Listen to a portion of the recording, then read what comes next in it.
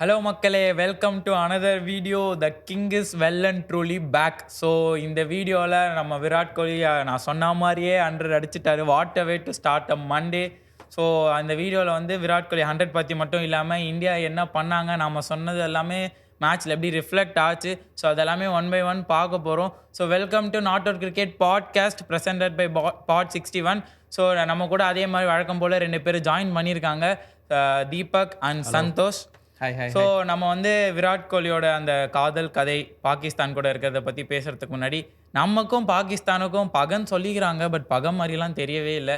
ஏன் அப்படின்னா நம்ம வந்து போட்டு துவம்சம் பண்ணி தான் அனுப்புகிறோம், எப்போ வந்தாலும் கொட்டிட்டு தான் அனுப்புகிறோம். ஸோ நம்ம வந்து ரிவ்யூக்குள்ளே போயிடலாம். ஸோ ரிவ்யூ எங்கேருந்து எப்போவுமே டாஸ்லேருந்து தான் ஸ்டார்ட் பண்ணுவோம். நம்ம டாஸில் என்ன சொன்னோம், பாகிஸ்தான் வந்து ஜெயிக்கணும், அவங்களுக்கு ஒரு சான்ஸ் கொடுத்துக்கணுன்னா அவங்க வந்து டாஸ் வின் பண்ணி பேட்டிங் ஆடினா மட்டும்தான் உண்டு அப்படின்னு சொன்னோம். ஆக்சுவலி ரிஸ்வான் அதை பண்ணார். டாஸ் வின் பண்ணோடனே we are choose to bat ஃபர்ஸ்ட்னு. அந்த அதர் ஹேண்ட் ரோஹித் சர்மா இல்லை நாங்கள் என்ன பிரளயமே வந்தாலும் தலைகீழ நின்று நீ தண்ணியே குடித்தாலும் நாங்கள் சேஸ் தான் பண்ண போகிறோம் அப்படின்னு சொன்னார். ஸோ பாகிஸ்தான் பேட்டிங்லேருந்தே போயிடலாம். ஸோ சந்தோஷ் ப்ரோ, நீங்கள் என்ன சொல்கிறீங்க, பாகிஸ்தான் பேட்டிங் இன்றைக்கி எப்படி ஆடினாங்க? ஆக்சுவலாக அவங்க ஸ்டார்ட் பண்ணது நல்லா தான் பண்ணாங்க. நான் பாபர் அசாமும் இமாமுவலுக்கு பேட்லேயே படல. ஆனால் பாபர் அசாம் ஸ்டார்ட் பண்ணது ஒரு 3-4 ஷாட்டு சூப்பராக அடித்து ஸ்டார்ட் பண்ணப்போ நான் என்ன நினச்சேன்னா, இன்றைக்கி ஒரு பெரிய இன்னிங்ஸ் இருக்குது, அந்த பவர் பிளேவை தாண்டிட்டாங்கன்னா நல்லா எப்படியும் ஸ்கோர் பண்ணுவாங்க அப்படின்னு நினச்சேன். ஆனால் ஷமிக்கு சுத்தமாக அந்த ரிதம் கிடைக்கல. அதுக்கப்புறம் ஹர்ஷித் ராணாவும் பெருசாக போடல. அப்படிங்கும்போது ஹர்திக் பாண்டியாவை கொண்டு வந்து அவர் தான் இன்றைக்கி எக்ஸப்ஷனலாக போட்டு கொடுத்தாரு. ஹர்திக் பாண்டியா வந்ததுக்கப்புறம் பாபர் அசாம் வந்து அடிக்க விட்டு அவுட் ஆக்குனார். அவர் கரெக்டாக ஃபஸ்ட்டு ஒரு 4 கொடுத்து அதுக்கப்புறம் அதே மாதிரி ஒரு லெங்த் பால் போட்டு அவுட் ஆக்குனார். அதுக்கப்புறம் இந்தியாவோட ஃபீல்டிங்னால தான் இமாம் உல்லோட விக்கெட் கிடச்சிச்சு. அதுக்கப்புறம் என்ன அப்படின்னா, அவர் சொன்ன மாதிரி சூப்பராக ஒரு விஷயம் சொன்னார், ஷமிக்கு விழலை, ஹர்ஷித் ராணாக்கும் பெருசாக விழலை. நீங்கள் என்ன அப்படின்னா, ஆக்சுவலி பாகிஸ்தானுக்கு அதோட ஒரு கோல்டன் ஆப்பர்ச்சுனிட்டியே கிடையாது. ஏன்னா ஷமி நீங்கள் மேட்ச் பார்த்தீங்கன்னா தெரியும், ஃபஸ்ட்டு ஓவர் வந்து மொத்தம் ஒரு 11 பால் போட்டிருப்பாரு. வைடாக போட்டுன்னு இருக்காரு. நானும் இப்போதான்ப்பா நீ ஓவர் முடிப்பன்ற அளவுக்கு பார்க்குற அளவுக்கு போட்டுட்டு இருந்தாரு. ஏன்னா அவருக்கு சில இன்ஜுரி கன்சர்ன்ஸ் இருந்த மாதிரி தெரிஞ்சது, அதுவும் முக்கியமாக ஷின்போன் கிட்ட.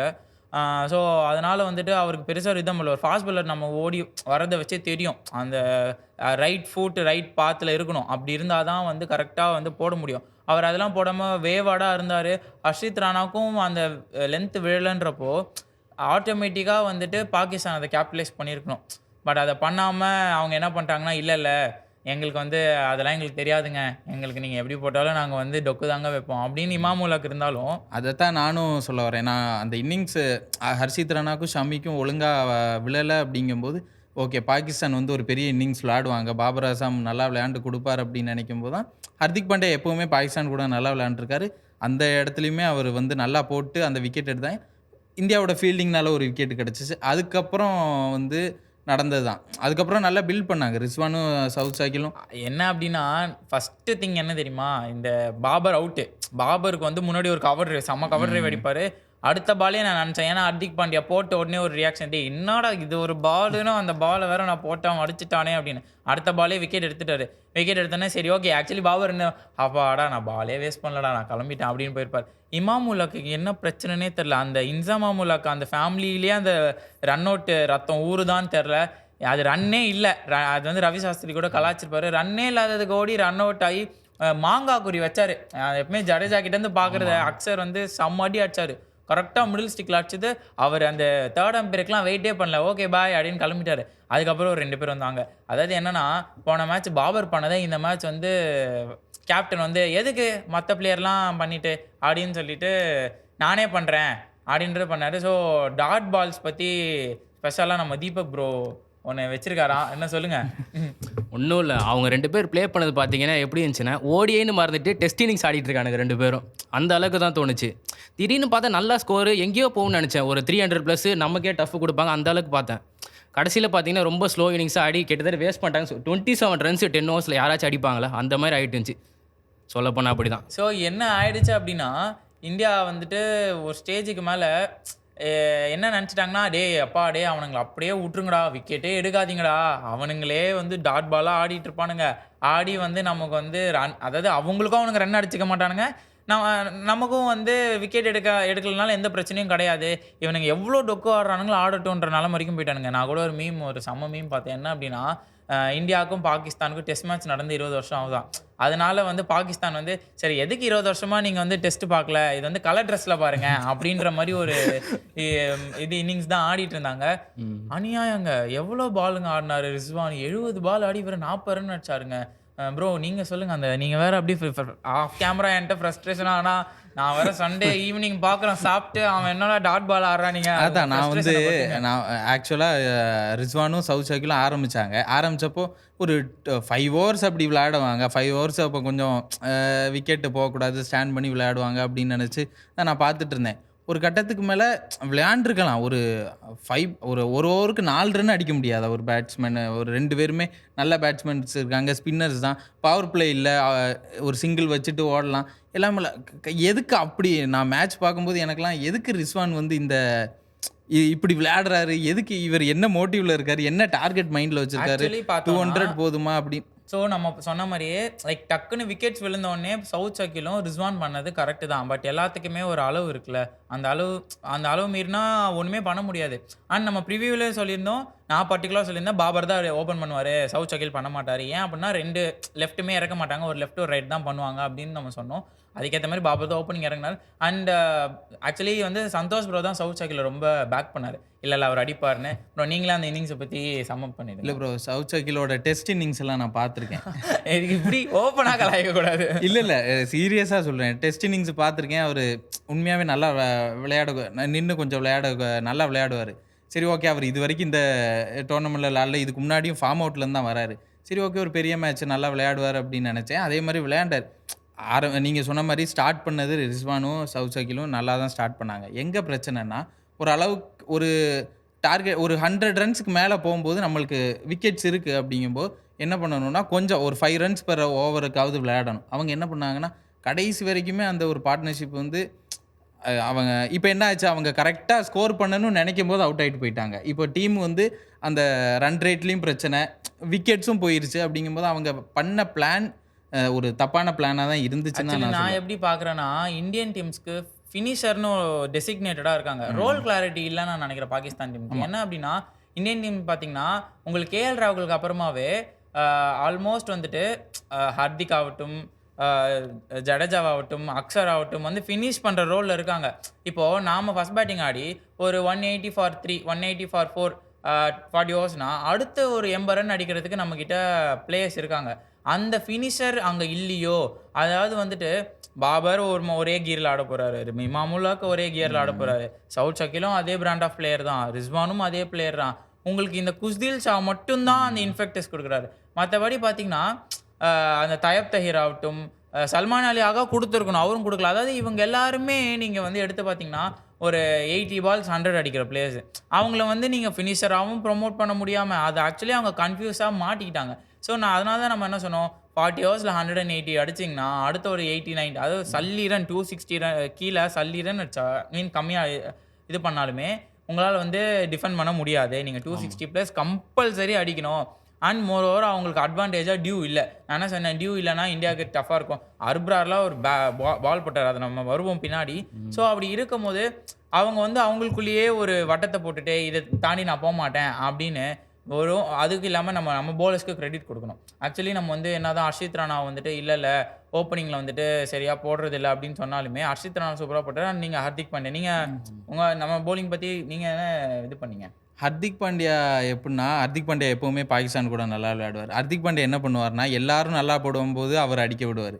யாருமே நல்லா போடலை, ஷமி, ஹர்ஷித் ராணா வந்து அவங்களுக்கு சரியாக விழலை அப்படிங்கன்னு இருக்கும்போது அவர் என்ன பண்ணார்னா, நான் நல்லா போடுவேன் அப்படின்னு 8 overs போட்டு 30 runs எல்லாம் அவரோட கேலிபருக்கு ஒரு ஆல்ரவுண்டருக்கு அது ஒரு பெரிய பெர்ஃபார்மன்ஸ். அப்படி இருக்கும்போது அதுதான் மேட்ச் வின்னிங்காக பவுலிங்கில் இருந்துச்சு. ஜெனரலாக 8 overs 40, 45 தர பவுலர் 30 கொடுக்குறாரு. இன்னொரு பக்கம் நம்ம கிரெடிட் யார் கொடுக்கணும்?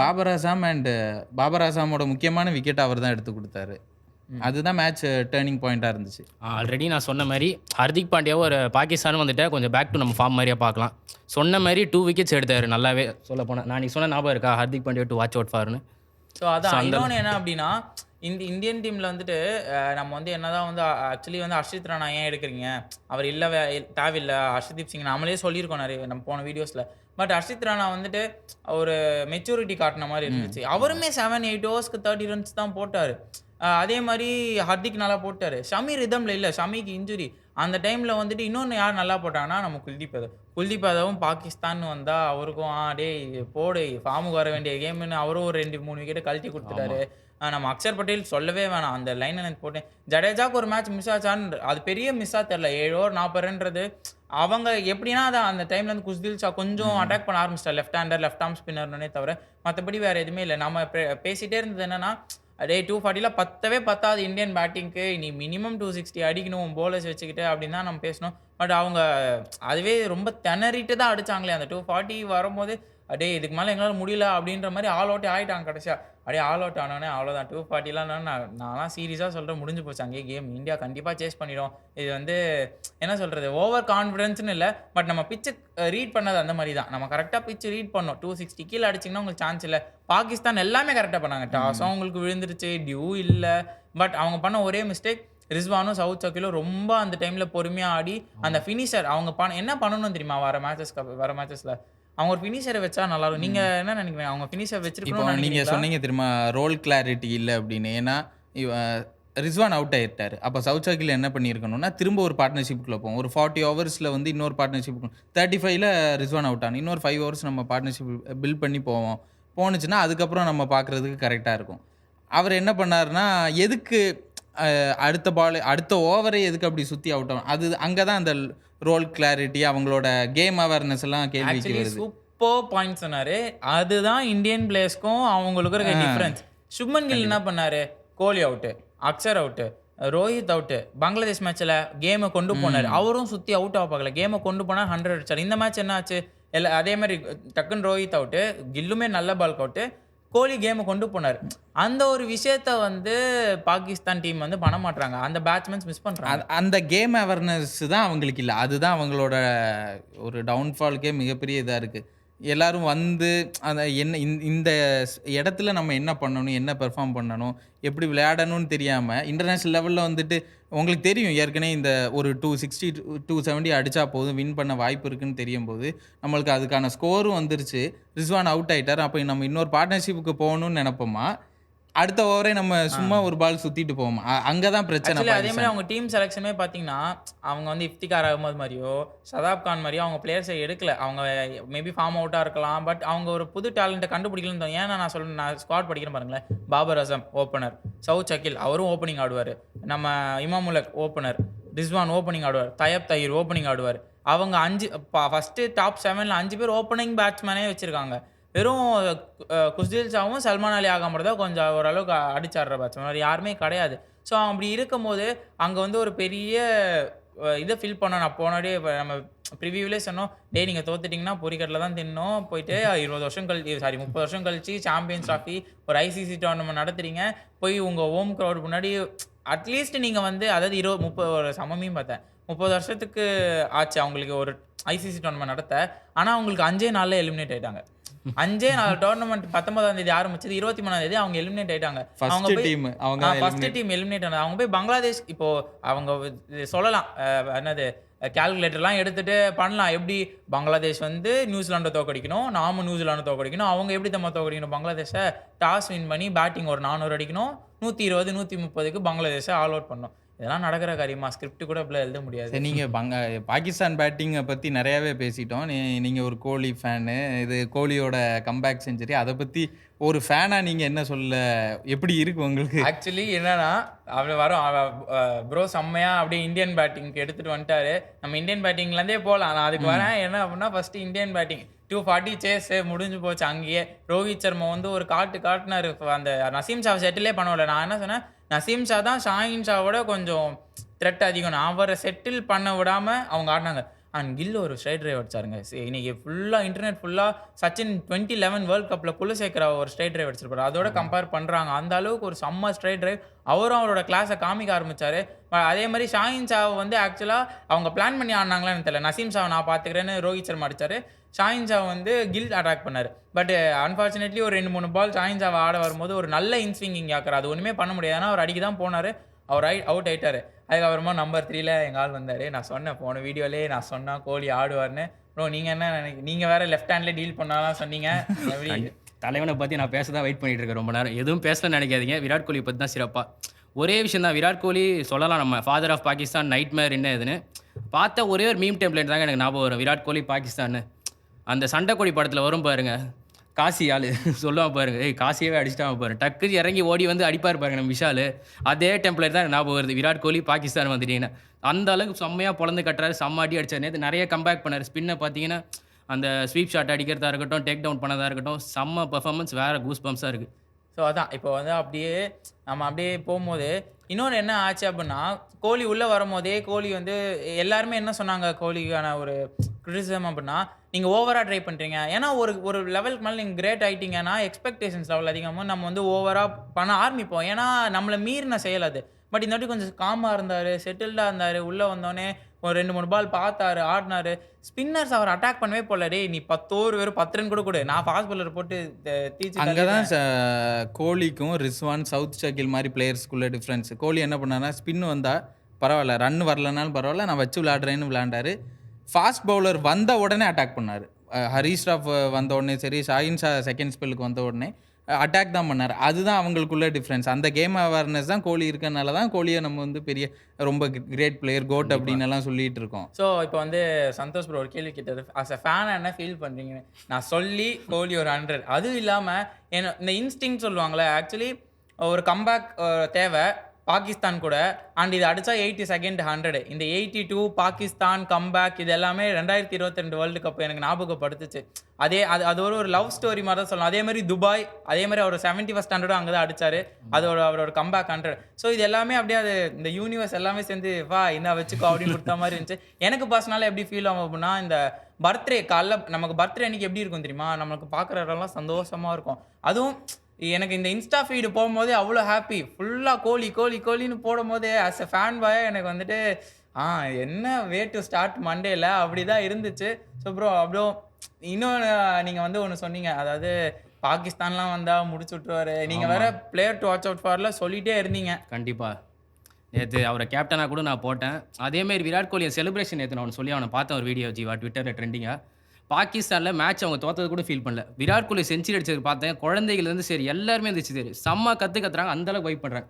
அந்தளவுக்கு ஒரு பிளேயர் வேர்ல்டில் செலிப்ரேட் பண்ணுறாருன்னு பார்த்துக்கோங்க. ஹீஸ் விராட் கோலி த கோட். ஸோ என்ன எனக்கு பர்சனலானா நான் என்ன எதிர்பார்த்தேன்னா, நீங்கள் ஒரு அந்த அர்பரார் வேறு விக்கெட் எடுத்துகிட்டு இப்படி ஏதோ ஆட்டிடியூட்லாம் பண்ணியிருப்பாரு. ஏதாவது ஒரு அக்ரெஷனாக செலிப்ரேட் பண்ணியிருந்தா எனக்கு பர்சனலாக எனக்கு ஈகோ சாட்டிஸ்ஃபை இருக்கும். பட் இருந்தாலும் நான் இருக்கேன் அப்படின் போது எனக்கு நான் இருக்கேன்டா அப்படின்ற மாதிரி அடித்து துவம்சம் பண்ணி கிழிச்சு தள்ளிட்டாரு. ரொம்ப ஸ்லோவாக தான் ஆடினார் நிறைய இடம். அதுக்கு நம்ம என்ன தான் கோலிக்கு இவ்வளோ நம்ம வந்து சொன்னாலுமே அதுக்கு அந்த சைடில் கோலி 100 அடிக்க ரொம்ப முக்கியமான காரணம் யாருன்னா ஸ்ரேயஸ் ஐயர். நான் திரும்பி சொல்கிறது என்னென்னா, அந்த மாதிரி ஒரு நம்பர் 4 பேட்ஸ்மேன் இந்தியா வந்து ரொம்ப நாள் கழிச்சு கண்டுபிடிச்சிருக்காங்க. வராரு அப்படியே ப்ரெஷரை மொத்தமாக எடுத்துறாரு. திடீர்னு ஒரு 50 குவிக் ஃபயர் அடிக்கிறார். அவர் குவிக் ஃபயரை அடிக்கிறதுனால தான் கோலியால் எடுத்துகிட்டு போகவே முடிஞ்சுது. இல்லைனா கோலியுமே அடிக்க போய் அவுட் ஆயிருப்பார்.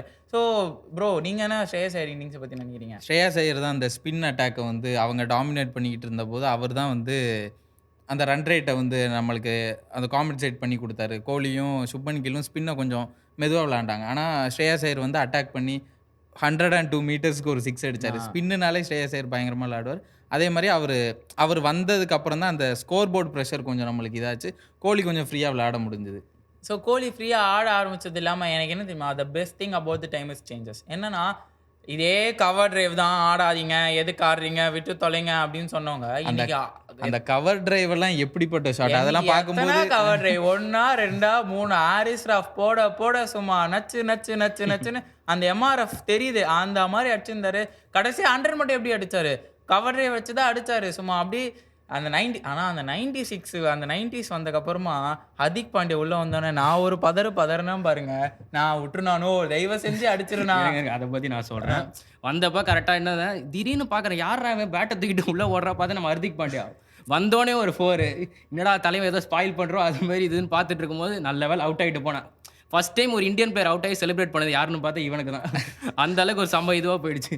ஏன்னா அதே மாதிரி பாகிஸ்தானும் ரொம்ப ட்ரை பண்ணாங்க. கோலி 100 அடிக்கவே விடக்கூடாது, வைடாக போடுறானுங்க, லெக் பைஸ் விடுறானுங்க, வைடு 4 விடுறானுங்க. ஆனால் அதுதான் விதி என்னன்னு தெரியல, அந்த பால் போய் கரெக்டாக நின்றுச்சு, 4ம் போல கரெக்டாக, வேறு வழியில் ஃபீல்டர் எடுத்து தான் ஆகணும். அவங்களும் ஒரு ரன்லேயே நின்றுட்டாங்க. அந்த மாதிரி அவங்க என்ன சதி பண்ணாலும் என்ன சொல்கிறது, நீ என்ன பூட்டி வச்சுருந்தாலும் சாவி ஒருத்தங்கிட்ட இருக்கான், வரணும்னு நினச்சா வந்து தான் ஆகணுன்ற மாதிரி அந்த 100 இருந்துச்சு. ஏன்னா ரொம்ப நாளாக ஒரு 100 இல்லை. ஓடிஐஸில் 100 அடிச்சு ரொம்ப நாள், கடைசியாக அந்த செமிஃபைனல் அடிச்ச 100 தான் 50லேயே நிற்குது. பெரிய கிரிட்டிசிசம் வந்துகிட்டே இருக்குது. அண்ட் இவருமே 1 hour முன்னாடியே ப்ராக்டிஸ் வந்துட்டாராம். எல்லாருமே சொன்னதுன்னா, நாங்கள் அவர் ரன் அடிக்கலன்றது நாங்கள் கவலையே படலை, அவர் வந்து அவ்வளோ டெடிக்கேட்டடாக ஹார்ட் ஒர்க் போட்டுகிட்டே இருந்தார், அவர்கிட்ட இந்த ரன் வருது. ஏன்னா நம்ம வந்து எக்ஸ்பெக்டேஷன்ஸ் அந்த அளவுக்கு ஆயிடுச்சு. ஒரு எவ்ரி 3 இன்னிங்ஸ் ஒரு 100 அடித்த பிளேயர் வந்து ரொம்ப நாளாக 100 அடிக்கல, ரொம்ப நாள் ஆடலன்றது நமக்கே கொஞ்சம் இதானதுனால தான் அந்த எக்ஸ்பெக்டேஷன்ஸ் அவர் மேலே வந்து அவர் ஷோல்டரில் உட்காருது. பட் அவர் அழகாக சொன்னார், நான் வந்து என்னோட பீஸ் ஆஃப் மைண்டில் ஆட போகிறேன், எனக்கு என்ன வருதோ அதை நான் பண்ண போகிறேன், என் கேம் பற்றி எனக்கு தெரியும், அதை வந்து நான் வந்து எடுத்து காமிக்க போகிறேன்னு சொல்லிட்டு சூப்பராக ஆடினார். ஸோ அஸ் கோலி ஃபேனாக இன்னைக்கு காலிலேருந்து ஒரே ஹாப்பி தான். அந்த பர்த்டே பாய், ஒரு பையனுக்கு பர்த்டே வந்தால் எப்படி இருப்பான், பார்க்குறவங்கலாம் அப்படியே விஷ் பண்ணுவாங்க. எனக்கு கோலி அடித்தா எனக்கு பர்சனலாக சூப்பர்ரா டே, நான் அடிக்கல, இருந்தாலும் எனக்கு அப்படியே பெருமையாக இருந்துச்சு. ஸோ ஆன் த ஹோல் வந்து ஒரு செம்ம வீக்கெண்டாக முடிஞ்சுது. இந்தியா வேற பாகிஸ்தான் கூட வின். அதுவும் இல்லாமல் இந்தியா வந்து ஒரு கால் எடுத்து வச்சுட்டாங்க செமிஃபைனலில். ஒரு கால் எடுத்து வச்சது இல்லாமல் பாகிஸ்தானே போ அப்படின்னு அவங்களை வீட்டுக்கும் அனுப்பிச்சி விட்டுட்டோம். ஸோ நம்ம எண்ட் ஆஃப் த ரிவ்யூ வந்துட்டோம். நம்ம ப்ரிவியூவில் சொன்ன எல்லாமே அப்படியே லைன் பை லைனாக நடந்துச்சு. டாஸ் வின் பண்ணா பாகிஸ்தான் பேட்டிங் ஆடணும், ஆடினாங்க. ஆனால் மேட்ச் ஜெயிக்கல. மேட்ச் ஜெயிக்கிறதுக்கு 260 வேணும், அவங்க அடிக்கலை. ஸோ அதே மாதிரி இந்தியன் பாயிண்ட் ஆஃப் வியூலேருந்து சர்மா அடிக்க போவார் அப்படின்னு சொன்னோம், அவர் எல்லாமே பண்ணாங்க. அண்டு மோர் ஓவர் திரும்பியும் என்னோட ப்ரெடிக்ஷன், நான் சர்மா அடிப்பாருன்னு சொன்னேன், 100 கோலி அடிப்பார் சொன்னால் அவர் ஒரு 100. ஸோ எல்லாருமே ஃபார்முக்கு வந்துட்டாங்க. இப்போ நெக்ஸ்ட்டு ரொம்ப முக்கியமான இடத்துக்கு போகிறோம். என்னன்னா நெக்ஸ்ட் மேட்சோட ப்ரிவியூ இந்தியா வர்சஸ் நியூசிலாந்து. ஒரு வாரம் பிரேக்குங்க, ஒரு வாரம். ஆக்சுவலி கோலிக்கிட்ட ஏன் பிஷப் கேட்டார், ஒரு வாரம் பிரேக் எப்படி ஃபீல் பண்ணுறீங்கன்னா, அவர் எனக்கு 36 வயசு ஆயிடுச்சுங்க, எனக்கு ஒரு 2 நாள் ரெஸ்ட் எடுத்தால் தான் சரி ஆகும், 23-24 வயசு பசங்களை பற்றிலாம் தெரியாம அப்போ தான் ஆமாம் தலைவனுக்கு வயசாகிட்டு இருக்கு அப்படின்ற ஒரு ரியாலிட்டி செக் வேறு கொடுத்தாரு. ஸோ அப்படியே நம்ம இந்தியா வர்சஸ் நியூசிலாந்து ப்ரிவியூக்குள்ளே போயிடலாம். இதுதான் என்னை பொறுத்த வரைக்கும் கேம் ஆஃப் த டோர்னமெண்ட்.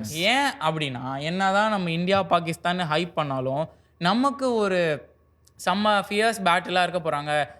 நமக்கும் அந்த கப்புக்கும் இருக்கிற அந்த டிஸ்டன்ஸை யார், அதாவது குறுக்க இந்த கௌஷிக் வந்தா அப்படின்னு வர ஒரு டீம் யாருன்னா அந்த நியூசிலாந்து தான்.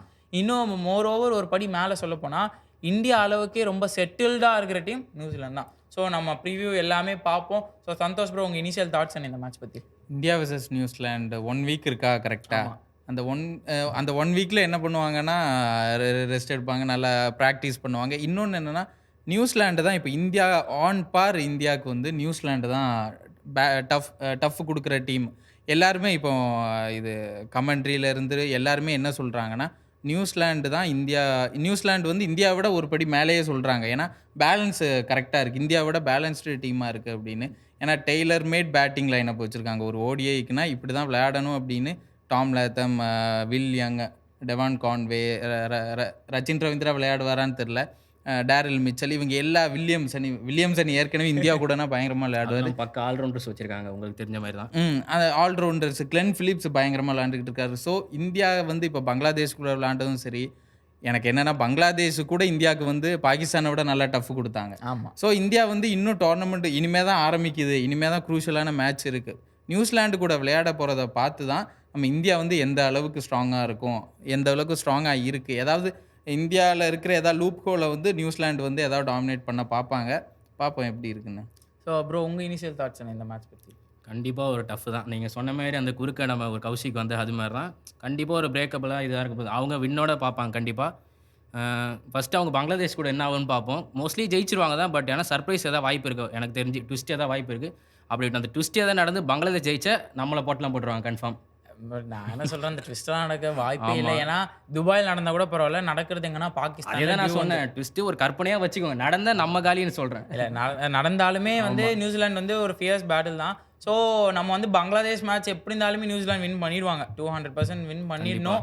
அண்ட் வின் பண்ணிவிட்டு ஆல்மோஸ்ட் குரூப் ஏலேருந்து சீல் ஆகிடும். 1 or 2 நான் யார் வர, அதுதான் இந்த போட்டியாக இருக்க போகுது. ஏன் அப்படின்னு நான் சொல்கிறேன்னா, அந்த குரூப்பில் ஒரு பெரிய மேட்ச்லாம் நடந்துச்சு, அதை நம்ம வந்து எண்டில் பார்ப்போம். ஸோ நம்ம வந்து ப்ரிவியூக்குள்ளே போயிடலாம். என்னன்னா அதே தான், இதே கிரவுண்டில் தான், இதே துபாயில் தான் ஆட போகிறாங்க. ஃபார்ச்சுனேட்லி எந்த வித ஒரு டியூவும் வர மாட்டேங்குது. அதனால வந்துட்டு ஃபர்ஸ்ட் பேட்டிங்கோ, செகண்ட் பேட்டிங்கோ ஃபர்ஸ்ட் பேட்டிங்க்கு வந்து 260, 270 அதாவது ஒரு ஸ்டாட் படிச்சேன். துபாய் ஹிஸ்ட்ரியிலேயே அந்த கிரவுண்ட் ஹிஸ்ட்ரியிலேயே வெறும் 4 வாட்டி தான் 300 அடிச்சிருக்காங்களாம். வெறும் 4 வாட்டி.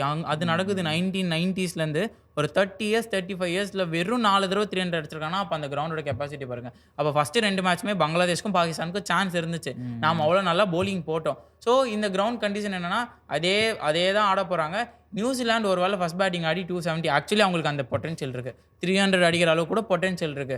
270, 280 அடிச்சுட்டாங்கன்னா, இந்தியாவோட சேஸ் என்ன கதை அப்படின்னு நமக்கு தெரியும். பட் எனக்கு பர்சனலாக கண்டிப்பாக டாஸ் பண்ணுற டீம் சேஸ் தான் பண்ணுவாங்க. என்ன அப்படின்னா வின்னிங் மொமெண்டம் விட வேணாம், நம்ம வந்து அப்படி மொமெண்டம் முடிவு பண்ணோம். ஏன்னா இது ஷார்ட் டோர்னமெண்ட். இன்னும் இதுக்கப்புறம் இந்தியா ஃபைனல்ஸ் ஆடுதுன்னா இன்னும் 3 மேட்ச் தான் இருக்குது. ஸோ வின் பண்ணிகிட்டே இருக்கணும்னு தான் பார்ப்பாங்க. அதனால வந்துட்டு இது வந்து இந்தியா வந்து எந்த எக்ஸ்பெரிமெண்ட்டும் பண்ண மாட்டாங்க. பட் ஆஸ் இந்தியன் ஃபேனாக நாம நாக் அவுட்ஸில் போய் திடீர்னு ஃபர்ஸ்ட் பேட்டிங் ஆடணுன்ற நிலைமை வந்துடுச்சுன்னா அது என்ன பண்ணு நமக்கு தெரியக்கூடாது. அதனால இங்கே டாஸ் வின் பண்ணால் ஆக்சுவலி சர்மா ஒரு ஸ்டார்ட் படித்தேன். கடைசி 9 ஓடிஐ டாஸ் தோத்துட்டாங்க. ஆமா. ஒரு டாஸ் கடைசி எப்போ நம்ம ஜெயிச்சோம்? இதே நியூசிலாண்டோட 2023 வேர்ல்டு கப் செமிஃபைனலுக்கு ஜெயிச்சோமா. அதுக்கப்புறம் இன்னும் நம்ம டாஸே ஜெயிக்கல. ஸோ டாஸ் ஜெயிச்சு ஃபர்ஸ்ட் பேட்டிங் எடுத்திங்கன்னா உங்களை நீங்கள் எக்ஸ்பெரிமெண்ட் பண்ணிக்கலாம். நம்ம 270, 280 அடிக்கிறோமா? ஏன்னா இந்த கிரவுண்ட் இன்னுமே டெட்டரேட்டாகவும் பிச்சு ஸ்லோவாகவும் இன்னுமே வந்து ஸ்பின்னர்ஸ் கேம்குள்ளே வர ஆரம்பிப்பாங்க. இன்னும் 2 கேம் இருக்குது இந்த இதில். நம்ம கண்டிப்பாக செமி இங்கே ஆட போகிறோம், ஃபைனல்ஸ் ஆட போகிறோமான்றதே நம்ம அது அந்த டே தான், கிவன் டே தான். ஸோ அதனால் வந்துட்டு ஃபர்ஸ்ட் பேட்டிங் ஆடி நம்ம பொட்டன்ஷியல் என்ன நம்ம நினைக்கலாம். ஸோ இதே தான் பிச் கண்டிஷன் பெருசாக இந்த வெதர் எதுவுமே மாறப்போதில்லை, டியூ வரப்போகிறது கிடையாது. பட் இப்போ எதை நம்ம ரொம்ப வாட்ச் அவுட் பண்ண போகிறோம் அப்படின்னா நம்ம நியூசிலாண்டோட டீம் பற்றி தான். So Santosh bro, New Zealand team பற்றி. நியூசிலாந்து டீம் என்னென்னா, இப்போ பங்களாதேஷ் பாகிஸ்தான் கூட நம்ம விளையாண்டப்போ என்ன சொன்னோன்னா, பாகிஸ்தான் பங்களாதேஷுக்கு வின் பண்ணுறதுக்கு ஒரே இது வந்து அவங்க ஃபஸ்ட் பேட்டிங் எடுக்கணும். ஃபஸ்ட் பேட்டிங் எடுத்து ஒரு 300 டோட்டல் வச்சாங்கன்னா இந்தியாவை ரெஸ்ட்ரிக்ட் பண்ணி வின் பண்ணலாம் அப்படின்னு. நியூசிலாண்டுக்கிட்ட என்னென்னா அவங்க சேசிங்கும் நல்லா பண்ணுவாங்க. ஸோ அவங்க ஃபஸ்ட் பேட்டிங் எடுத்தாலும் சரி, சேசிங் எடுத்தாலும் சரி 50-50 வாய்ப்பு தான் நியூசிலாண்டுக்கும் இந்தியாவுக்கும். ஸோ நியூசிலாண்டு வந்து அவங்கள எப்படின்னா இந்தியா அதை எப்படி ஃபேஸ் பண்ண போகிறாங்க, எப்படி நியூசிலாந்து பேட்டர்ஸை வந்து ஏன்னா அவங்க இந்தியன் பிச்சர்ஸ்லேயே நல்லா விளையாடுவாங்க. அவங்க டர்னிங் விக்கெட்ஸாக இருந்தாலும் சரி, ஒரு ஸ்லோ பிச்சர்ஸாக இருந்தாலும் அவங்களுக்கு அதுக்கேற்ற மாதிரி பேட்ஸ்மென்ஸ் வச்சுருக்காங்க. ஸ்பின்னு விளையாடுறதுக்கு வில்லியம், டாம் லாத்தம்லாம் ஸ்பின்னு பயங்கரமாக அவங்கள வச்சுருக்காங்க. ஸோ இது எனக்கு தெரிஞ்சு பயங்கர டஃப்பான ஒரு காம்படிஷனாக தான் இருக்கும். டஃப்பான மேட்ச் தான் இந்தியா. ஸோ என்ன பண்ணணும் அப்படின்னா, இந்தியா வின் கண்டிப்பாக இந்தியா சேஸ் தான். நீங்கள் ஃபர்ஸ்ட் நியூசிலாந்து வின் பண்ணணும்னா என்ன? நியூசிலாந்து வின் பண்ணணும்னா நியூசிலாண்டும் சேஸ் தான் பண்ண போகிறாங்க. ஆனால் நியூசிலாந்து ஃபர்ஸ்ட் பேட்டிங் ஆடுறாங்கன்னா அதே தான் 270, 280 கம்பல்சரி. அவங்க bowling 260 அடிச்சா கூட அவங்களால டிஃபெண்ட் பண்ண முடியும். பட் ஆனால் வந்துட்டு பெட்டராக ஜெயிக்கணும், ஒரு மார்ஜினோடு ஜெயிக்கணும். 270, 280 அடிச்சிட்டா ரொம்ப இதாகிடும். ஒருவேளை அவங்க நம்ம வந்து ஃபர்ஸ்ட் பேட்டிங் ஆடுறோம் அப்படின்னா நம்மளை 240, 230க்கு ரெஸ்ட்ரிக்ட் பண்ணோம். ஏன்னா நம்மக்கிட்டே bowling ஸ்ட்ராங்காக இருக்குது. நம்மக்கிட்ட போதா குறைக்கும் 3 ஸ்பின்னர். டியூ வரலைன்னா நாம 260, 270 அடிச்சிட்டோம்னா அவங்களுக்கு சேஸ் பண்ணுறதுக்கு ரொம்ப டஃப் ஆகிடும். ஸோ இதுதான் 2 டீமுமே பண்ணோம். அண்ட் மோர் என்னன்னா இதில் ஜெயிக்கிற மூமெண்ட்டோட தான் செமிஃபைனல் போகிறாங்க. அதனால இதை ஜெயிச்சுட்டு தான் போகணும்னு நினைப்பாங்க. ஒரு வேளை நியூசிலாந்து பங்களாதேஷ் கிட்ட தோத்துறா மட்டும்தான் நியூசிலாண்டுக்கு மஸ்வின் கேமாக இருக்குமே தவிர, மற்றபடி இது எப்படின்னா என்னை பொறுத்த வரைக்கும் இந்தியா நியூசிலாந்து ஃபைனல்ஸ் வரும். நான் இப்போவே ஏர்லியாக ஒரு ப்ரெடிக்ஷன் தரேன். கண்டிப்பாக இந்தியா நியூசிலாந்து ஃபைனல்ஸ் வர வாய்ப்பு இருக்குது. அந்த ஃபைனலுக்கு ஒரு ரிஹர்சல் மேட்ச் மாதிரி தான் இது நடக்க போகுது. அதுக்கு தான் நம்ம சொன்னோம் ஆஸ்திரேலியான்னு ஒரு டீம் வந்து பார்த்தீங்கல்ல, இங்கிலாந்து கூட எப்படி. நம்ம தீபக் ப்ரோ தான் பெட்டராக சொல்லுவார். நீங்கள் ஆல்ரெடி சொன்ன மாதிரி தான் ஆஸ்திரேலியா பி டீம்னு சொன்னீங்க. பட் அது பி டீம் கிடையாது, இட்ஸ் பிரில்லியன்ட் டீம். அவங்கள பொறுத்த வரைக்கும் டீமை பார்க்கல, அவங்க ஒரு பிளேயர்ஸு எப்படி நம்ம க்ரூம் பண்ணி நமக்கு இருக்கிறத வச்சு எடுத்துகிட்டு போகணுன்னு பார்க்குறாங்க. ஆஸ்திரேலியா நெவர் அண்டர் எஸ்டிமேட் த ஆஸ்திரேலியா. அவ்வளோதான் நான் சிம்பிளாக சொல்ல போன ஒரே வாய்ஸ். என்ன அடிங்க அடிச்சாங்க 350, இங்கிலாந்து 350. அதுதான் வந்து சாம்பியன்ஸ் ஆஃப் ஹிஸ்ட்ரியிலே ஹையஸ்ட் ரன்னு. அதை அன்றைக்கே பிரேக் பண்ணுறேன் பாடுறான்னு 351 சேஸு. ஸோ அது வந்து ஐசிசி டோர்னமெண்ட்லேயே ஹையஸ்ட் ரன் சேஸ். இப்போ இதுதான் மற்ற டீம்ஸுக்கு ஆஸ்திரேலியா பி டீம் வந்திருக்கு, நிறைய பிளேயர்ஸ் இல்லை அப்படிங்கும்போது ஆஸ்திரேலியா அந்த டீமை வச்சு எங்ககிட்ட பேட்டிங் ஆஸ்திரேலியா நல்லா இருக்குது அப்படிங்க அவங்களும் அதை ப்ரூவ் பண்ணியிருக்காங்க. இப்போ என்னென்னா நியூசிலாண்டுக்கும் ஒரு இது இருக்கும், இந்தியாவுக்கும் ஒரு ஆஸ்திரேலியாவும் வராங்க அப்படின்னு. இப்போ வந்து எல்லாரோட ப்ரெடிக்ஷனுமே மாறுது. அப்போ ஆஸ்திரேலியாவுக்கு வாய்ப்பு இருக்கா, நியூசிலாண்டுக்கு வாய்ப்பு இருக்கா, இந்தியாவுக்கு, இந்த 3 டீமுக்கு தான் இப்போ மேஜராக வாய்ப்பு. ஆக்சுவலி ஒரு நல்ல விஷயம் என்ன தெரியுமா, நம்ம தான் லாஸ்ட் லீக் மேட்ச் ஆடுறோம். நடுவில் ஒரு வாரம் எல்லா டீமும் ஆடி நமக்கு இந்தியா நியூசிலாந்து மேட்ச் தான் லாஸ்ட் மேட்ச். நமக்கு தெரிஞ்சிடும் டேய் நம்ம ஜெயிச்சு ஆஸ்திரேலியாவோட செமி ஆட போகிறோமா இல்லை தோத்துட்டு இன்னொரு டீம் கூட ஆட போகிறோமா அப்படின்னு. ஏன்னா அந்த குரூப்பில் அவங்க ஃபஸ்ட்டு முடிச்சிட்டாங்கன்னா நாம ஃபஸ்ட்டு முடிச்சிடணும். ஏன்னா அவங்க கிட்ட செகண்டில் இருக்கவங்க கூட தான் மோத போகிறோம். இல்லை அவங்க செகண்ட் வந்துட்டாங்கன்னா அப்போது அதே தான். ஸோ நம்ம வந்து செகண்ட் முடிக்கிறது நமக்கு பெட்டர். இது வந்து பிளேயர்ஸ் அப்படி யோசிக்க மாட்டாங்க as a fans. ஏன்னா ஆஸ்திரேலியா நமக்கு 1 அடி 2 அடியில் பல குத்தி தான் அமைச்சிருக்காங்க. அதனால ஒரு ஃபியர் ஃபேக்டர் இருக்க தான் செய்யும். பட் ஆனால் அந்த குரூப்பில் நீங்கள் சொன்ன மாதிரி ஆக்சுவலி அவுட் ஆஃப் டாபிக் இல்லை, ஒரு கிளிம்ஸ் அந்த குரூப் பற்றியுமே பார்க்கணுமே. ஏன் அப்படின்னா நிறைய மேட்சஸ் நடந்துருச்சு. முதல் மேட்ச் வந்து ஆப்கானிஸ்தான் அண்ட் சவுத் ஆஃப்ரிக்கா. அங்கே ரிகல்டன் செம்மையாக ஆடினாருங்க. சூப்பராக ஆடி ஒரு ஸ்கோர் எடுத்துகிட்டு வந்து ஆப்கானிஸ்தான் இப்போ நம்ம என்னதான் ஆப்கானிஸ்தான் டார்க்காக சொன்னாலுமே அவங்க ஃபர்ஸ்ட் பேட்டிங் பண்ண மட்டும் தான் அவங்க பொறுப்பு வேகும். என்னதான் பாகிஸ்தான் அவங்களுக்கான ஆப்கானிஸ்தான் பாகிஸ்தான் பக்கத்து கண்ட்ரியாக இருந்தாலுமே அவங்க ஃபர்ஸ்ட் பேட்டிங் பண்ணால் தான் அவங்களுக்கான சான்ஸ் கொடுக்க முடியும். சவுத் ஆஃப்ரிக்கா ஈஸ்ட் முடிச்சு விட்டாங்க. ஒன்றுமே பண்ணல, சும்மா போலிங் போட்டு முடிச்சு விட்டாங்க. நெக்ஸ்ட் நம்ம அப்படியே மெயின் அந்த ஆஷஸ் ரைவல்ரிக்குள்ள போவோம். ஸோ ப்ரோ அந்த மேட்ச் பற்றி உங்கள் இனிஷியல் தாட்ஸ் எப்படி? அந்த மேட்ச் பற்றி ஆஷஸ் ஆஸ்திரேலியா வர்சஸ் இங்கிலாந்து அந்த ஃபர்ஸ்ட் மேட்ச் அதான் பார்த்தோம். ஹையஸ்ட் ஸ்கோர் நீங்கள் சொல்லிட்டீங்க ஆல்ரெடி. ஆஸ்திரேலியா இங்கிலாண்டுன்னு வந்தாலே நம்ம இந்தியா பாகிஸ்தான் எப்படி இருக்கும் அந்த மாதிரி தான் சண்டை இருக்கும். ஸோ அன்றைக்கி நீங்கள் சொன்ன மாதிரி 2 ரெக்கார்டும் ஒரே நாளில் பிரேக் பண்ணிட்டாங்க. கண்டிப்பாக எனக்கு தெரிஞ்சு அந்த குரூப்பில் அந்த 2 பேர் தான் வருவாங்க வாய்ப்பு இருக்குன்னு நினைக்கிறேன் செமிஃபைனல். யார் வந்தாலும் நமக்கு டேஞ்சர் தான். இதுக்கப்புறம் இங்கிலாந்து வரும் நீங்கள் சொல்கிறீங்களா? எங்கே வரலாங்க, வாய்ப்பு இருக்குங்க மேட்ச். அதான் இல்லை அதில் என்னென்னா பென் டக்கெட்டோட நல்ல இன்னிங்ஸ் அது ஒரு லோசிங் காஸ்ட்டில் வந்துருச்சு. ஓகேவா, அது அந்த குரூப்பை பற்றி இருக்கட்டும். அந்த குரூப்பை வந்து Australia, south Africa, New Zealand, England இந்த 3 டீமில் ஏதாவது 2 டீம் வரும். அது நம்மளுக்கு தெரியும். இப்போ நான் கம்மிங் பேக் டு நம்ம இப்போ ப்ரிவ்யூக்கு வந்தோம்னா நியூசிலாந்து இந்தியா மேட்ச்சுக்கு நியூசிலாண்ட்லேருந்து ஒரு வாட்ச் அவுட் பிளேயர் அப்படின்னா இந்தியாவிலேருந்து ஒரு வாட்ச் அவுட் பிளேயர்னா இந்த பேட்டில் நியூசிலாண்டுக்கும் இந்தியாவுக்கும் நடக்கிற பேட்டில் யார் பெர்ஃபார்ம் பண்ணுவான்னு நீங்கள் நினைக்கிறீங்க? ஓகே, எப்போவுமே நமக்கு வந்து இந்த ஒருத்தர் இருப்பான், இந்த வேலையில்லா பட்டதாரி மாதிரி கண்ணாடி போட்டுன்னு எப்படி சொல்கிறது, வகுடு எடுத்து வாரின முடி புட்டி கண்ணெல்லாம் பார்த்து சாஃப்ட்டு நினச்சிட்டிங்களா சார், பழம்னு நினச்சிடாதீங்க, நான் வந்து ரக்கெட் பாய் சார் அப்படின்னு இருப்பான். யார் அப்படின்னா நன் அதர் தான் நம்ம நியூசிலாந்து கேப்டன் மிச்சல் சாண்டனர் தான். அவன் கையை சுத்தினாலே நம்ம ஆளுங்களுக்கு கால் சுத்த ஆரம்பிச்சிரும், தலை சுத்த ஆரம்பிச்சிரும், ஒன்றுமே பண்ண முடியும். ஏன்னா நம்ம டெஸ்ட் சீரிஸ் மட்டும் கிடையாது, ஒரு T20 world cup first match வரும் 127 தான் அடிக்கணும், 79 ஆல் அவுட் ஆகிடுவோம். So Mitchell Santner versus Virat கோலிக்கு இந்த மேட்ச் நம்ம சொல்லலாம். இந்த மேட்ச்சுமே ஒரு ஸ்பின்னருக்கு திணறல, ஆனால் ஸ்லோவாக ஆடினார். இது வந்து 240 தான் சேஸ். ஓகே, இதே வந்து ஒரு 300 சேஸ்னா அது பண்ணியிருப்பாரா விராட் கோலி? கம்பேரேட்டிவ்லி பார்க்கும்போது அப்ரார் அகமதும் மிச்சல் சாட்னரும் ரொம்ப தூரம், அதனால நம்ம அதை வச்சு சொல்ல முடியாது. மிச்சல் சாட்னருங்கிறது குவாலிட்டி ஸ்பின்னர், அவர் வேர்ல்ட்லேயே இப்போ ஃபர்ஸ்ட் லெஃப்ட் ஆர்ம் ஸ்பின்னர்னு கூட சொல்லலாம். ஸோ இந்த key battle Mitchell Santner Virat கோலியோட கீ பேட்டில் நல்லாயிருக்கும். நீங்கள் சொல்லுங்கள், உங்களுக்கு பொறுத்த வரைக்கும் நியூசிலாந்து பிளேயர் யார் ரொம்ப த்ரெட்டனிங்காக இருப்பா? இந்தியா கேட்டிங்க நம்ம கேன் மாமா தான், கேன் வில்லியம்சன் கண்டிப்பாக. ஓகே, கேன் மாமாக்கு நம்ம இந்தியன் பவுலர் யார் பெட்டராக போடும்? அதுதான் எனக்கு ஒரே ஒரு பிரச்சனை என்னென்னா இந்திய பவுலிங்கில் கேன் வில்லியம்சன், டெவான் கான்வே, இப்போ பங்களாதேஷ் பாகிஸ்தானை பவர் பிளேயில் ஷம்மி வந்து ரிதம்லேயே இல்லை. ஷம்மி ஹர்ஷித் ராணா அவுட் பண்ணலாம், ஹர்திக் பாண்டியா அவுட் பண்ணலாம். Williamson, Tom Latham, will young, Devon Conway, Daryl Mitchell மாதிரி இந்த மாதிரி தரமான பேட்ஸ்மேன்ஸுக்கு எதிராக கிளென் பிலிப்ஸ் இவங்களை இந்த மாதிரி தரமான பேட்ஸ்மேன்ஸுக்கு எதிராக ஹர்ஷித் ராணா வந்து எப்படி போடுவார், ஷம்மி வந்து எப்படி அவரோட பவுலிங் எப்படி இருக்கும், ஹர்திக் பாண்டியாவுக்கெல்லாம் விக்கெட் கொடுக்க மாட்டாங்க இவங்க அவ்வளோ சீக்கிரமாக. இதை வந்து இதுதான் எனக்கு பார்க்கணும் எப்படி இருக்குது அந்த ஒரு பேட்டிங் லைனுக்கு எதிராக நம்மளோட பவுலிங். எனக்கு தெரிஞ்சு ஒரு வேளை நீங்கள் சொல்கிற மாதிரி சூப்பர் பாயிண்ட் எடுத்து கொடுத்தீங்க. முகமது ஷமி ரிதமில் இல்லை, ஆடலை, இன்ஜுரி இல்லை, அவர் வந்து செமிக்கு தேவைன்னா ஹர்ஷ்தீப் சிங் தான் ஆட போகிறாரு. ஸோ என்னை பொறுத்த வரைக்கும் வில்லியம்சன் விசஸ் என்னோட இன்ஸ்டிங்க்ட் என்ன சொல்லணும்னா குல்தீப் யாதவ் ஒரு நல்ல பேட்டிலாக இருக்கணும். ஏன்னா அவர் வந்து பேஸ் பவுலிங் ஆடிட போகிறாரு. அண்ட் குல்தீப் யாதவ் அதே மாதிரி நிறைய வாட்டி வில்லியம்சன் அண்ட் ஜடேஜா நிறைய வாட்டி வில்லியம்சன் அவுட். ஸோ அவர் நம்ம ஸ்பின்னர்ஸ் தான் அவரை த்ரெட்டன் பண்ண போகிறாங்கன்னு நினைக்கிறேன். இந்த வில்லியம்சன் ஒரு ஷாட் ஆடுவாருங்க, இந்த தேர்ட் மேன் இருக்குல்ல, சும்மா இப்படி தட்டி ரன் அடிப்பார். அதை நீங்கள் வந்து பிளாக் பண்ணாலே you will get frustrated. Actually அவர்கிட்ட இன்னொன்று பார்த்தீங்கன்னா சேஃப் ஷாட் நிறைய ஆடுவார். அண்டர் ஷாட், கிரவுண்டட் ஷாட் தான். லாஃப்டட் ஷாட்டை விட he can better play grounded shot. அதுதான் இந்த டேரல் மிச்சலும் வில்லியம்சன் டீமே. என்னன்னா ஸ்பின்னு போட்டுட்டான்னு டேரல் மிச்சல் என்ன தெரியுமா பண்ணுவார், இந்த பின்னாடியே தொட்டே விளையாடுவார். வில்லியம்சனும் ஆஃப் சைடில் தொட்டு அது படாத மாதிரி அப்படியே விளையாடுவார். அது அவங்க சிங்கிள் ரொட்டேட் பண்ணுவாங்க பயங்கரமா. அதுதான் ஸோ என்னை பொறுத்த வரைக்கும் அந்த தேர்ட் மேன் சிங்கிள், அதாவது வில்லியம்சனை எவ்வளோக்கு எவ்வளோ ஏர்லி ஆடுகிறீங்கன்னா மேட்ரு. கோலி, ரூட், ஸ்மித், இந்த ஃபேப் 4ல் இருக்கிற எல்லாருக்குமே அந்த எவ்வளோ ஏர்லியாக நம்ம வந்து அவங்கள விக்கெட் எடுக்கிறோம், அவங்கள செட்டில் ஆக விட்டோம்னா அப்போ நீங்கள் அவங்கள எடுக்கக்கூடாது, அவங்கள சுற்றி ஆடுறவங்க தான் எடுத்தாகணும். ஏன்னா வில்லியம்சன்லாம் அந்த மாதிரி தரமாக இருக்கிற பிளேயர் தான். இன்னைக்கு வேற ஐ மீன் அந்த பங்களாதேஷ் மேட்ச்சில் அவர் எப்படி வரப்போறாருன்னு தெரில. அங்கே ஃபார்ம் அடிச்சு பாகிஸ்தானில் அடிச்சுட்டு இங்கே வந்தாருன்னா இங்கேயே நம்மளை பதம் பார்த்துருவாரு. ஸோ இனிஷியலாக அந்த தேர்ட் மேன் அவங்களுக்கு தெரியும், அனலிஸ்ட்லாம் இருப்பாங்க. பட் என்னோட வியூ என்னன்னா, அந்த தேர்ட் மேன் சிங்கில் கட் பண்ணிவிட்டு அவருக்கு அந்த ரன்னு கொடுக்காம அவர் நீங்கள் ரெஸ்ட்ரிக்ட் பண்ணிட்டீங்கன்னா he will think what to do. அவருக்கும் கோ டு ஷாட் அதே கவர் டிரைவ் தான். அப்போ நச்சுன்னு வாங்கி எடுத்துகிட்டு போகலாம். ஸோ என்னை பொறுத்த வரைக்கும் குல்தீப் யாதவ் ஒரு நல்ல த்ரெட்டாக இருப்பார். அண்ட் இனிஷியலாக ஒருவேளை ஹர்ஷ்தீப் சிங் ஆடனா ஹர்ஷ்தீப் சிங்குமே ஒரு நல்ல த்ரெட்டாக இருப்பார் நான் நினைக்கிறேன். ஹர்ஷ்தீப் சிங் ஆட வைக்க போகிறீங்க அப்படின்னா அடுத்த மேட்ச் ஆட வைக்கணும். அதுக்கப்புறம் ஃபைனலில் போய் ஆட வைக்க முடியாது. ஒன்று அடுத்த மேட்ச் ஆடணும், இல்லைனா அவர் ஹர்ஷித் ராணாவே நல்லா போடுறாரோ அவரை வச்சே போயிடலாம்.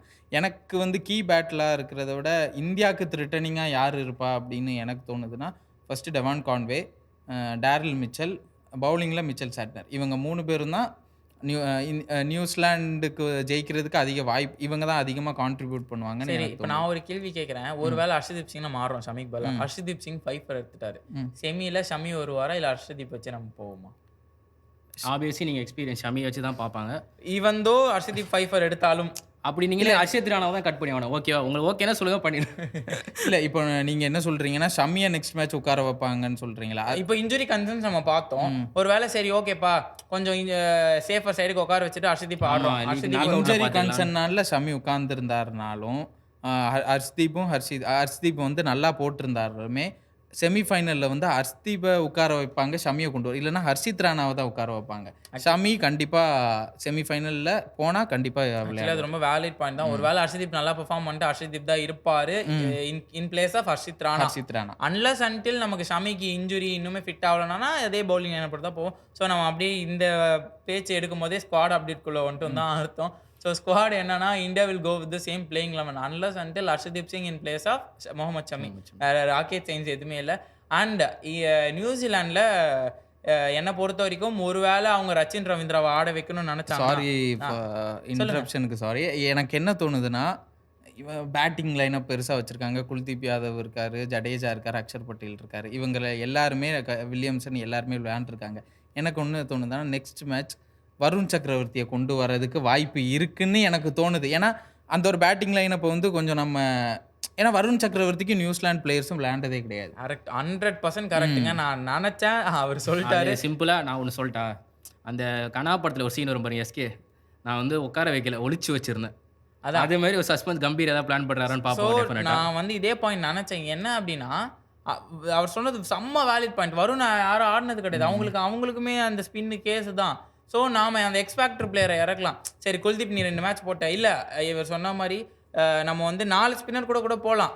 ஏன்னா அங்கே டியூ இல்லை, ட்ரையாக தான் இருக்குன்னா ஓகே ஷமிக்கு பதிலாக நம்ம வருண் ஆட வைக்கலாம். ஆனால் எந்த இடத்துல டவுட்டாக இருக்குன்னா, இது வந்து ஏற்கனவே இந்தியா செமிஃபைனல் போயிருச்சு, இது பெரிய த்ரெட்டனிங் மேட்சாக இல்லாதனால ஓகே நம்ம செமிஃபைனலில் டைரெக்டாக வருண் சக்கரவர்த்தியை கொண்டு வரலாம். பட் நான் என்ன சொல்கிறேன்னா, ஒருவேளை வருணுக்கு நல்லா விழுந்துருச்சு அப்படின்னா, நீங்கள் குல்தீப்பை கூட அன்றைக்கி குல்தீப்புக்கு விழலை, வருணுக்கு விழுந்துருச்சு, 2 பேருமே ஆடுறாங்க அப்படின்னா குல்தீப் பதிலாக வருணை ரீப்ளேஸ் பண்ணலாம். ஏன் அப்படி நான் சொல்கிறேன்னா, நீங்கள் வந்து செமிஃபைனல் யார் கூட ஆடுவீங்கன்னா, மோஸ்ட் ப்ராபப்ளி என்னோட ஏர்லி ப்ரெடிக்ஷன் கூட வச்சுக்கோங்களேன், ஆஸ்திரேலியாவும் சவுத் ஆஃப்ரிக்கா வந்து அங்கேருந்து வரப்போகுதுன்னு தான் நான் நினைக்கிறேன். ஏன்னா England vs south Africa will be the match to knock out match. So south Africa இல்லை ஆஸ்திரேலியா வருதான், அவங்க வந்து எப்படி தெரியுமா, ஸ்பின்னு போட்டாலே பின்னாடி போய் அவுட் ஆகிடுவாங்க, குறுக்கு போட்டு அவுட் ஆகிடுவாங்க. அதனால் வந்துட்டு அந்த ஒரு பேட்டிங் லைனப்புக்கு வரும்னு நீங்கள் யூஸ் பண்ணணும் நீங்கள் நினச்சிட்டீங்க அப்படின்னா, இந்த மேட்ச் இதுதான் பெட்டர் மேட்ச் டு பிளே. ஆமாம், அதனால் வருண் வரத்துக்குமே வாய்ப்பு இருக்குது. Varun or Kuldeep and Shami fit இல்லைனா ஹர்ஷ்தீப் சிங் ஸ்ட்ரெயிட்டாகவே வாக்கிங். ஸோ இதான் இந்தியாவோட ஸ்குவாட் அப்டேட். ஸோ ப்ரோ, நீங்கள் நியூசிலாண்டில் யார் வருவாங்கன்னு நீங்கள் நினைக்கிறீங்க? சேஞ்சஸா?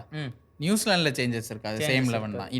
இன்னைக்கு மேட்ச் இருக்குது. இன்னைக்கு ரச்சின் ரவீந்திரா விளையாடுவாரான்னு தெரியல. ரச்சின் ரவீந்திரா அடி நீங்கள் பார்த்தீங்கன்னு தெரியலங்க, அவர் என்ன ஆனார்னே தெரில. அப்படி நின்றுனே இருந்தார் பேக் இது ஸ்வீப்பர் மிட் விக்கெட்டில் ஒரு ஃபக்கர் சமான் அடிப்பார், நேராக வந்து இங்கே பட்டுரும். இந்த பால் என்ன வெயிட் தெரியுமா, அது இருக்கும் ஒரு 190 கிராம். டேரெக்டாக இப்படி வந்து பட்டுருச்சு, ஃபுல் ப்ளீடிங் ஆகிட்டு இருக்கு. அதனால் வந்துட்டு அவர் ரொம்ப சேஃபாக தான் பார்த்துக்கிறாங்க, அவர் உடனே இறக்க மாட்டாங்க. அண்ட் ரச்சின் ரவீந்திரா அடிபட்டுச்சுனோடனே சிஎஸ்கே ஃபேன்ஸ் ஒன்றும் வருத்தப்படணும். ஜீவா பார்த்தீங்கன்னா, சரி அடிபட்டுடுச்சு, செம்ம கண்ணில் இன்ஜுரி ஏதாச்சுன்னு நான் நினச்சேன். நெக்ஸ்ட் டே பார்த்தீங்கன்னா வந்து உட்காந்துருக்கேன். அந்த லிங்கா படத்தில் ஒரு சீன் ஒரு ஞாபகப்படுத்துறீங்களா, கீழே விழுந்துட்டு எந்திரிச்சு வந்து உட்காருவாரு. இல்ல sir I am okay due to job நான் பார்த்துக்கிறேன் ஒன்றும் பிரச்சனை இல்லை. அது ஸோ அந்த மாதிரி அதே தான் ரச்சின் ரவீந்திரா ஃபிட்டாக தான் இருக்கா. ஸோ சிஎஸ்கே ஃபேன்ஸ் அழுகணும் வேணாம் ஓகே. ஆமா. அதனால வந்துட்டு கண்டிப்பாக ரச்சின் இருப்பார். சிஎஸ்கே ஃபேன்ஸ் நீங்கள் 2 பேர் இருக்கோம் எங்களை தான் சொல்கிறீங்க. அவர் கண்டிப்பாக வந்துருவார். ஸோ பட் இன்னுமே சேஃபர் சைடாக தான் அவங்க பார்க்குறாங்க. இனிமேல் அவங்க அவரை இறக்குவாங்கன்னு தெரியல.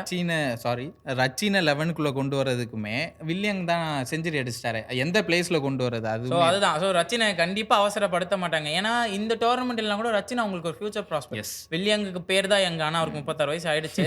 அதனால வந்துட்டு வில்லியங்கெலாம் இன்னொரு 1 or 2 years தான். அண்ட் கான்வேயுமே இஸ் அரௌண்ட் 31, 32. அதனால ரச்சின் தான் ஃபியூச்சர் ஸ்டார்னால அவ்வளோ சீக்கிரம் ரஷ் பண்ண மாட்டாங்க. ஸோ நியூசிலாண்டு சேம் பிளேயிங் 11ஓட தான் போக போகிறாங்க. எந்த வித சேஞ்சுமே இருக்க போகிறதில்ல. ஸோ எனக்கு என்ன தோணுது அப்படின்னா இந்த 2 டீமுமே வந்துட்டு ஒரு செமிஃபைனலில் காலை வச்சுட்டு தான் வரப்போகிறாங்க. இன்றைக்கி பங்களாதேஷ் தோத்துட்டாங்க அப்படின்னா முடிஞ்சு போச்சு கதை அங்கேயே. ஏன்னா பாகிஸ்தானுமே 2 மேட்ச் தோற்றுருவாங்க, பங்களாதேஷும் தோற்றுருவாங்க. உங்களுக்கு பாகிஸ்தானுக்கு இன்னொரு சான்ஸுமே கிடைக்காது. ஆல்மோஸ்ட் வந்து ஒரு இந்த ப்ரீ போர்டு எக்ஸாம் மாதிரி தான் நியூசிலாந்து வர்சஸ் இந்தியா. அதனால் வந்துட்டு எதுவுமே பெருசாக இந்த மேட்ச் ட்ரை பண்ண மாட்டாங்க. ஸோ நியூசிலாந்து வந்து அதே பிளேயிங் லெவன் அதே மொமெண்டமோட எடுத்துகிட்டு போகணும்னு பார்ப்பாங்க. உங்களோட ப்ரெடிக்ஷன் என்ன நியூசிலாந்து? ஸோ அப்படியே நம்ம ப்ரெடிக்ஷன் டைமுக்கு வந்தாச்சு. ப்ரெடிக்ஷன் டைம் என்ன அப்படின்னா இந்தியா வர்சஸ் நியூசிலாண்டு.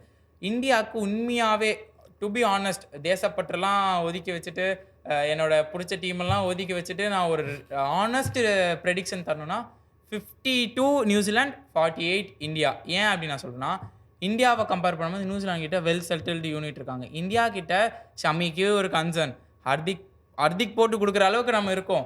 ஹர்ஷித் ராணாக்கு கொடுத்துட்டாருன்னா அவருமே வாழி வரைங்கிடுவார். அண்ட் ஸ்பின்னர்ஸுமே எந்த அளவுக்கு சிப்பின் பண்ண போகிறாங்க நமக்கு தெரியல. பேட்டர்ஸுமே பார்த்தீங்கன்னா நமக்கு வந்த 2 செஞ்சுரியுமே 110 பால் 120 பால் ஆடி தான் செஞ்சுரி வந்துச்சு. ஷர்மாக்கும் அந்த ஓப்பனிங் த்ரெட் இருக்குது. நம்ம வந்து அந்த ஓல் பார்த்தா என்னடா நல்லா இருக்கு என்ன தெரியுது. பட் உள்ளே புகுந்து பார்த்தா நிறைய பேட்ச் ஒர்க் பண்ண வேண்டியது இருக்குது. பட் அதே டைமில் நியூசிலாண்டை பார்த்தோன்னா செம்ம செட்டில்டாக இருக்காங்க. வில்லியங்கும் நல்லா ஆடுறாரு, கான்வே சப்போர்ட் பண்ணுறாரு. வில்லியம்சன் பற்றி கேள்வி எழுப்ப வேணாம். எனக்கு பிரச்சனை என்னன்னா இந்த நியூசிலாண்டில் இந்த இலவச இணைப்பா லாதம் தான் இருப்பார். அவர் அண்டர் அடிக்கிறது தான் பிரச்சனையே. அவன் தாண்டா முக்கியமான ஆள் மாதிரி ஆயிட்டார். அதுக்கு அடுத்தது கிளென் பிலிப்ஸ் பேட்டிங் போலிங் பறக்கணுமா நான் பறக்கிறேன், என்டர்டைன்மெண்ட் வேணுமா இருக்குது, டான்ஸ் வேணுமா இருக்குது. நம்ம தில்ராஜ் சொல்கிறேன் பேட்டிங் வேணுமா பேட்டிங் இருக்குது, ஃபீல்டிங் வேணுமா ஃபீல்டிங் இருக்குது, விக்கெட் கீப்பிங் பண்ணுமா அதுவும் பண்ணுறேன், எல்லாமே பண்ணுறாரு. அதனால் அவர் நீங்கள் எடுக்கவே முடியாது. மிச்சல் சாண்டருக்கு அதே மாதிரி நல்ல ரிதமில் கண்டு அவங்க கன் ஃபாஸ்ட் பால்ஸ். நம்ம என்ன தான் சவுதி இல்லை, போல்ட் இல்லை, ஃபெர்கூசன் இல்லைன்னு சொல்லாமே வில்லியம் ஓரூர்க்காகட்டும், மேட் ஹென்ரி இந்தியாவை பார்த்தாலே நம்ம காலம் கபிலா ஏறி ஆடலாம் அப்படின்ற மாதிரி போட்டுருவார்.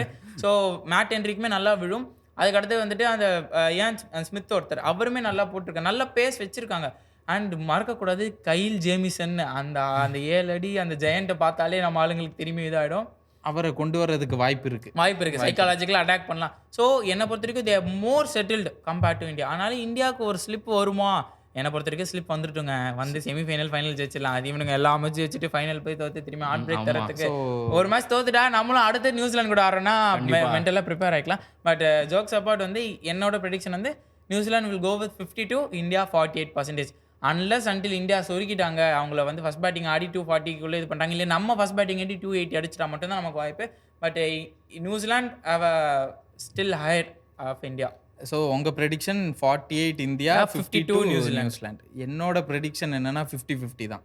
அது சொல்லவே முடியாது. அது அந்த கிவன் டேயில் ரெண்டுமே ஈக்குவலாக ஸ்ட்ராங்காக இருக்காங்க. ஸோ அந்த கிவன் டேயில் யார் டாஸ் பெரிய ரோல் ப்ளே பண்ணும். ஸோ 50-50 இந்தியா நியூசிலாந்து வந்து ஈக்குவல் ப்ராபபிலிட்டி தான் யார் வின் பண்ணுவாங்க. ஸோ உங்களோட ப்ரெடிக்ஷன் ப்ரோ? ஸோ நம்ம அப்படியே ப்ரெடிக்ஷன் எல்லாமே பார்த்தாச்சு, ப்ரிவியூவில் எல்லாமே பார்த்தாச்சு. நம்மளோட ஃபேண்டசி டீமுக்குள்ள வரும். நான் இந்தியன் டீம்லேருந்து ஆரம்பிக்கிறேன் ப்ரோ. என்னை பொறுத்த வரைக்கும் சுப்மன் கில், விராட் கோலி ஒரு 100லேருந்து வராரு, கில் ஒரு 100லேருந்து வராரு. நான் ஏன் ரோஹித்தை சொல்ல அப்படின்னா நியூசிலாண்டில் ஒரு பவுலரை சொல்ல போகிறேன். அவரை சொல்கிறதுனால நான் இவரை சொல்லலை. ஸோ என்னோட 2 ஃபஸ்ட்டு டாப் 2 வந்துட்டு சுப்மன் கில் அண்ட் விராட் கோலி. என்னோட டாப் 2ன்னு பார்த்தீங்கன்னா அக்ஷர் பட்டேல், கேஎல் ராகுல். ஏன்னா கேஎல் ராகுலுக்கு ரொம்ப நாளாக படலை. ஸோ கேஎல் ராகுலுக்கு போடுவோம். திடீர்னு நம்ம வந்து 20க்கு 3 அவனுங்க நியூசிலாந்து கூட ஆடுற ஆளுங்க தான். நம்ம அந்த ஸ்கோர் கார்டு ஃபுட்பால் ஸ்கோர் வர வாய்ப்பு பட்டா பாக்கியம் திடீர்னு வந்து 50 for 3 60 for 3ன்னு வந்துட்டா நம்ம கேஎல் ராகுல் தான் காப்பாற்றணும். And Akshar Patel ever reliant, ball சுத்தினா கை சுத்தினா விக்கெட்டு, பேட் எடுத்தா ரன். நீங்கள் ப்ரோ? நீங்கள் யாரெல்லாம் சொன்னீங்க? கோலி, சுப்மன் கில், அக்ஷர் பட்டேல், கேஎல் ராகுல், குல்தீப் யாதவ், ஷமி. ஷமி ஆடினா ஷமி, ஷமி ஆடினா ஷமி, இல்லைன்னா ஹர்ஷ்தீப் ஆடினா ஹர்ஷ்தீப். ஏன்னா ஹர்ஷதீப் அப் ஃப்ரண்ட்ல விக்கெட் கண்டிப்பா கழட்டி கொடுத்துருவாரு. அண்ட் குல்தீப் நான் முன்னாடியே சொன்னேன், அவங்க பிளேயர்ஸ்க்கு ஸ்பின்னர் ஆடுறது டஃப்பு. குல்தீப் வந்து நல்ல அந்த வேர்ல்டு கப் செமிஃபைனலில் எல்லாருமே ஷமி 7 for எடுத்தார் ஞாபகம் இருக்கு. அதுக்கு நடுவில் ஒரு 2 ஓவர் குல்தீப் போட்டு நிறுத்துவாருங்க. அது எத்தனை பேர் ஞாபகம் இருக்குன்னு தெரியல. வெறும் 2 ஓவர் போட்டு வெறும் 4 ரன் தருவார், அங்கேயே கேம் ஓவர் ஆகிடும். ஸோ குல்தீப் அவங்க ஆடுறதுக்கு கஷ்டப்படுவாங்க. ஸோ நம்ம அப்படியே நியூசிலாந்துலேருந்து ஒரு 6 பிளேயர் பார்ப்போம். நீங்கள் அங்கேருந்து ஸ்டார்ட் பண்ணுங்க. நியூசிலாண்ட்லேருந்து பார்த்தீங்கன்னா Devon Conway, Williamson. I will go for Daryl Mitchell and Glenn Phillips. Okay. So நான் யாருன்னா மிச்சல் சாண்டர். நான் சொல்லிட்டேன் மிச்சல் சாண்டர் ரொம்ப த்ரெட்டு நம்ம ஊருக்கு அப்படின்னு. ஸோ மிச்சல் சாண்டர் நான் சொன்ன பார்த்தீங்களா, ஒரு bowler சொல்கிறனால சர்மா எடுக்கல. மேட் ஹென்ரியுமே இந்தியானா நல்லா பெர்ஃபார்ம் பண்ணுவார். ஸோ இந்த 12லேருந்து நீங்கள் ஒரு 11 சூஸ் பண்ணிக்கோங்க. ஸோ நம்ம அப்படியே வீடியோட எண்டுக்கு வந்துட்டோம். ப்ரோ உங்கள் ஃபைனல் தாட்ஸ் என்ன? ஃபைனல் தாட்ஸ் அதான், இது ஒரு டஃப் மேட்சாக இருக்கும். ஏன்னா இந்தியா, ஆனால் இது த்ரிட்டனிங் மேட்ச்சு கிடையாது நம்மளுக்கு. இது வந்து எந்த விதத்துலையுமே நம்மளோட செமிஃபைனல் பிளேயர்ஸை பாதிக்க போகிறது கிடையாது. ஸோ பார்ப்போம் எப்படி இருக்குன்னு. டஃபஸ்ட்டு மேட்சாக இருக்கும். அதில் இந்தியா வந்து இதிலேருந்து எப்படி இந்த டஃபஸ்ட்டு டீமை எப்படி ஃபேஸ் பண்ணுறாங்கங்கிறத பொறுத்து நம்ம டோர்னமெண்ட்டில் ஜெயிப்போமா மாட்டோமாங்கிறது ஒரு கிளிம்ஸ் மாதிரி தான் இது. அண்ட் வியூவர்ஸையுமே ஷேர் பண்ண சொல்லியிருங்க. அவங்களோட கமெண்ட்ஸ் என்ன, அவங்க இந்த மேட்சோட ப்ரெடிக்ஷன் என்ன அப்படிங்கிறதையும் அவங்ககிட்டையும் கேளுங்க. இது ஸோ ப்ரோ உங்களோட ஃபைனல் தாட்ஸ்? ஜஸ்ட்டு ஆல்ரெடி நம்ம எல்லாம் பேசின மாதிரி தான் மேட்ச்சு கொஞ்சம் கண்டிப்பாக டஃப்பாக தான் இருக்கும். நியூசிலாந்து கொஞ்சம் நம்ம த்ரெட்டனிங்காக தான் இருப்பாங்க. ஸோ லெட்ஸ் என்ன ஏதுன்னு பார்ப்போம். உங்களோட கமெண்ட்ஸ் அண்ட் தாட்ஸ் எல்லாத்தையும் கமெண்ட் செக்ஷனில் சொல்லுங்கள். நம்ம என்ன ஏதுன்னு பார்த்து. ஸோ ஆன் த ஹோல் என்னோட final thought about this match என்ன அப்படின்னா, இந்தியா ஒரு 2 வின்னோட வராங்க, நியூசிலாண்டும் 2 வின்னோட தான் வரப்போகிறாங்கன்னு நம்ம வச்சுக்கலாமே. ஸோ இது எப்படின்னா, அதை நான் முன்னாடியே சொன்னது தான், போர்டு எக்ஸாம் முன்னாடி ப்ரீ போர்டுன்னு ஒரு எக்ஸாம் எழுதும். இது அந்த மாதிரி ஒரு மேட்ச் தான். இதில் நமக்கு தெரிஞ்சிடும் நம்ம ஸ்ட்ரென்த் என்ன, நம்ம வீக்னஸ் என்ன. நம்ம கரெக்டாக இந்த ஃபஸ்ட்டு 2 மேட்ச் ஆடணும் பார்த்தீங்களா, அது பெரிய த்ரெட்டே கிடையாது. இங்கே நமக்கு தெரிஞ்சிடும் உண்மையாகவே நம்ம ஸ்ட்ராங்காக இருக்கோமா, இல்லை நம்ம வந்து வீக்கான டீம் அடிச்சிட்டோமான்னு. இதில் நமக்கு ஒரு சம பாயிடும். அதனால் வந்துட்டு இது வந்து 2 டீமுமே லுக் ஃபார்வர்ட் பண்ணுவாங்க. ஏன்னா இது பொறுத்து தான் அந்த மொமெண்டம் எடுத்துட்டு தான் நம்ம வந்து செமி அண்ட் ஃபைனல் எல்லாத்துக்குமே போனோம். ஸோ நம்ம வந்து எல்லா மேட்ச்சுமே கரெக்டாக ப்ரெடிக்ஷன்லேருந்து நம்ம ப்ரிவியூவில் சொல்கிறதுலாம் மேட்ச்சில் நடந்துகிட்ருக்கு. ஸோ இந்த மேட்ச்லையுமே நம்ம வந்து ப்ரிவியூவில் பேசிட்டோம் எல்லாமே. அது அப்படியே மேட்ச்சில் ரிஃப்ளெக்ட் ஆகுதா, அது வந்து இந்தியா எல்லாமே கரெக்டாக பண்ணுறாங்களா அப்படின்றத நம்ம வந்து நெக்ஸ்ட் வீடியோவில் பார்ப்போம். ஸோ நெக்ஸ்ட் வீடியோ என்ன வரப்போகுதுன்னு பார்த்தீங்கன்னா, இந்தியா vs நியூசிலாண்டோட ரிவ்யூவும் ஃபர்ஸ்ட் செமிஃபைனல் ப்ரிவியூ. அது இந்தியா ஆடினாலும் ஆடலனாலும் அந்த ப்ரிவியூ வரதான் போகுது. So signing off from Deepak, Santhosh, Jiva Prakash and team. This is Not a Cricket podcast presented by Pod 61. Thank you.